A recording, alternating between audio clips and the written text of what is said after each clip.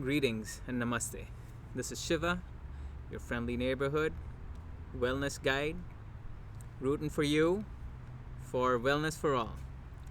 Thank you for joining me on my mission here. My objective is to continuously put out content, and hopefully more and more people will start on the wellness movement. Don't necessarily have to affiliate with my brand of wellness, but as long as they're on that path a little more consciously, even 0.0001%, that makes me a happy camper. Today's topic is the koshas. All right. Well, props to Lisa Coffey, whose book What's Your Dosha Baby inspired this title. And while doshas are a very, very Ayurvedic term, as many of you who follow that science might know or be intimately aware of, koshas are more of a yogic term, although Ayurveda recognizes those as well. So that's really topic for today. What's your kosha baby?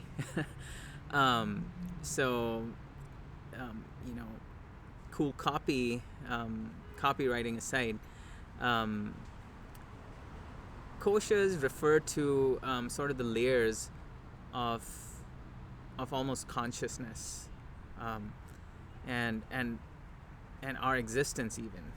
It kind of depends how broad you want to make that sphere literally, and at some point I'm hoping to bring in, as I get more handy with this whole video production thing, I'm hoping to bring in more visuals and things of that nature. But I'll kind of see which things get more traction and views, and then kind of maybe invest there as kind of the macro plan. But koshas can refer to the different layers or the sheaths of the mind, of our intellect, of our mind-body function, as it were. So there's 5, and the first one, and they kind of go from gross to subtle, from kind of objective to subjective. And some of this is recognized by science, well explored by science, and other parts are still being explored by science. Not much is known about, like, consciousness or emotions, in terms of,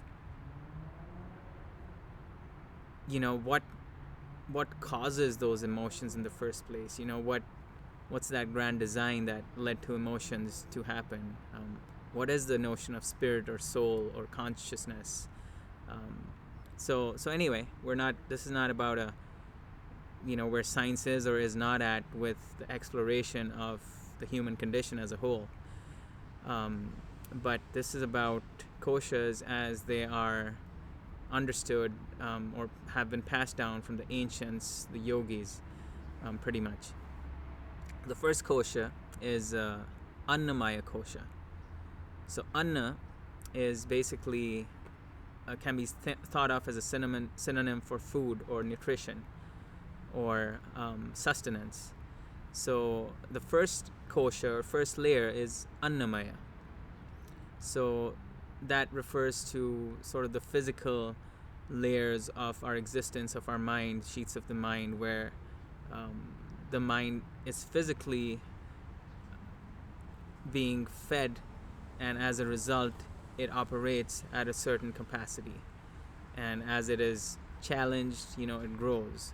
No different from the rest of our muscles. You kind of introduce a little bit of stress, and here's where stress is, it's an important word depending on the context where you use it. It's more often used in a negative context, but there's positive stress. If we didn't stress our muscles, if athletes didn't do that in a progressive manner that was appropriate for their constitution, they would not be able to excel in sports. So it's that progressive challenge, that progressive stress, breaking that muscle just enough, breaking it down just enough that when it comes back, it grows. It's given that incentive to grow, to evolve, to say, okay, I got bigger mountains to climb here, so I better person up, man up, woman up, whatever, and get ready for that.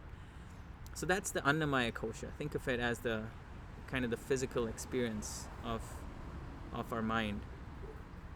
Now the second layer in is pranamaya kosha, and there's a nice you can start to maybe draw parallels between the Annamaya kosha and the practice of asana.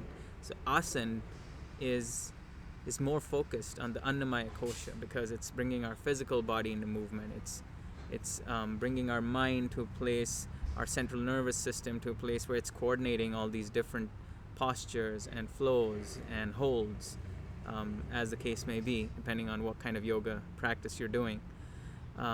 And then you move on to the next subtle layer, which is the bridge between the gross physical body and the energy body, the subtle energy body, and that is the pranamaya kosha. So pran, as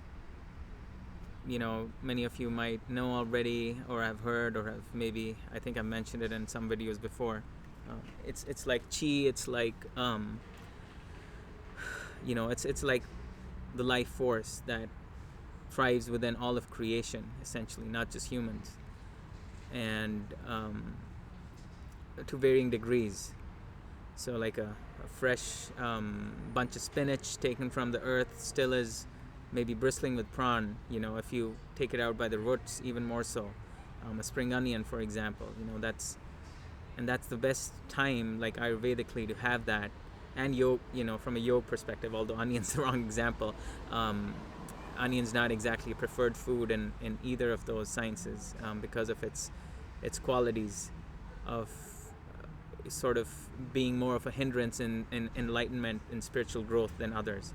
But that aside, anything that is fresh and from the earth has a pretty strong pranic effect, and that directly influences the energy of our body. It nourishes our life force, as opposed to getting some from the freezer or nuking something worse, nuking something in the microwave. So that's Annamaya kosha, and then pranamaya kosha kind of crosses into this pranic territory, like I said, and this is the bridge between where energy starts intertwining with the physicality of us and creating sort of this bigger surge, this bigger movement. There's more power now. It's not merely muscular movement. There's like this force behind it that is literally pranic force, life energy, that's making that movement possible, and sometimes much beyond given muscular capacity or endurance. So that's the pranamaya kosha, and breath work or pranayam directly gets into that kosha. It basically opens up the meridians, the channels, the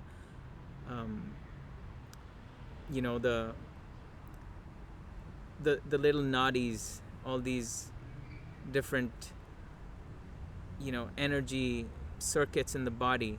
So energy is flowing, and you can literally like feel energy of certain people, right? Even if they're a mile off, you can kind of feel an aura, or as you get closer to them, you might not be even within at arm's length, but you can sort of feel that radiation, that energy pulsating off of them. So that's really they're a very active pranamaya kosha that one experiences. Number 3, so we're getting more subjective as we go. Our physical experiences can easily be witnessed by others. They can be seen. Our energetic experiences less so, although they can still be detected. But you need to have a certain amount of sensitivity, or you have to have a certain amount of strength of that energetic capsule or sphere, if you will, to witness it. And ideally both. But going into the third kosh is, can you take a guess? What comes after energy? You've got matter, you've got energy. What comes after that?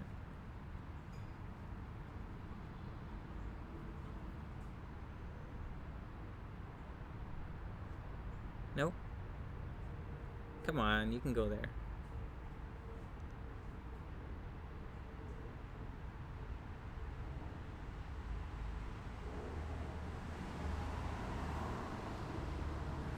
All right, I'll give it to you. It's called 𝕬𝕬𝕦𝕬₠. Now, 𝕬𝕬𝕦𝕬 is that deeper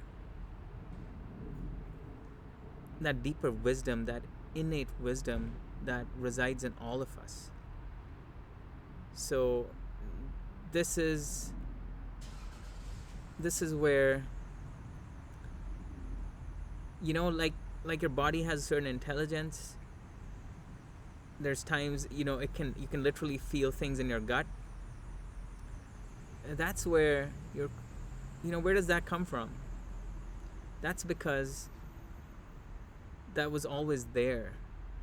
There's this circuitry that links one's body to the deeper recesses of consciousness, and that's just a manifestation of how that is expressed. So that's 𝕬𝕬𝕦𝕬₠. That's the deeper wisdom. When we go into a deeper meditative state, or we have this intuitive hit, those are all 𝕬𝕬𝕦𝕬₠.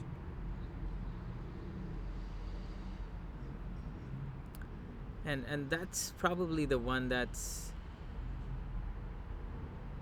the least